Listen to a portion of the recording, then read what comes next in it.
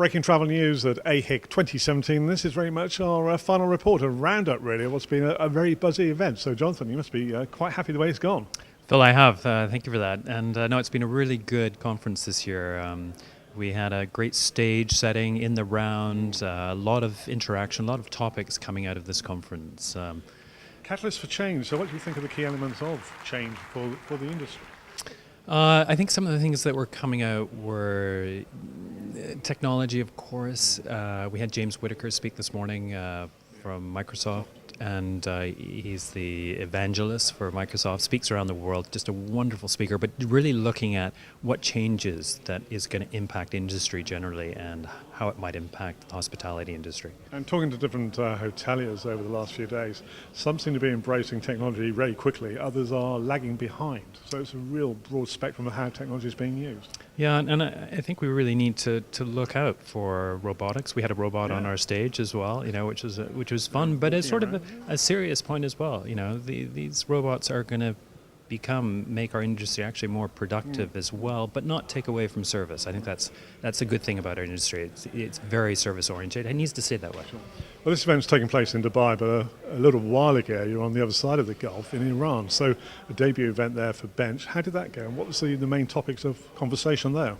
Well, I must say it was probably one of the most exciting, challenging, interesting events I've done since launching IHIF 20 years ago.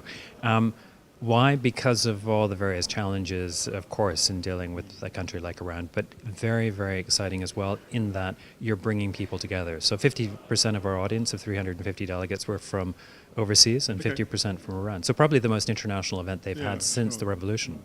So, tremendous potential there too. That's quite something, isn't it? Yeah. As you say. So Bench events sort of changing, expanding a lot, and we're heading off to Cuba soon, aren't you? Cuba in 3 weeks' time. Again, first hotel and tourism event in Cuba. Working where we've partnered up with SAHIC, the South America Hotel Investment Conference guys, Arturo Rosa, and they've gone into Cuba, very well connected with the Cuban government. Again, going to be helping them we're bringing in investors from around the world and the brands from around the world to go to Cuba for this event. So where else is Bench reaching out to? Well, we have our event each year in Africa, which is the leading hotel and tourism investment conference in Africa. We're going to be back in Kigali for the second year in a row. We like being in Africa. We like being 2 years in a row in one place. And we've also launched our aviation conference, AviaDev. It's all about routes and development of the airline infrastructure in Africa. And then, of course, we had Griff 2 weeks ago here in Dubai, which was a very dynamic. It's such an interesting sector of our industry, which is evolving, isn't it? Fast. Yeah, and it's really the front door. It's our window to a hotel often, things like that. So. And going back to Kigali, you're partnering up with our sister company with Breaking Travel News, the sister company being World Travel Awards, to host or co-host an event there.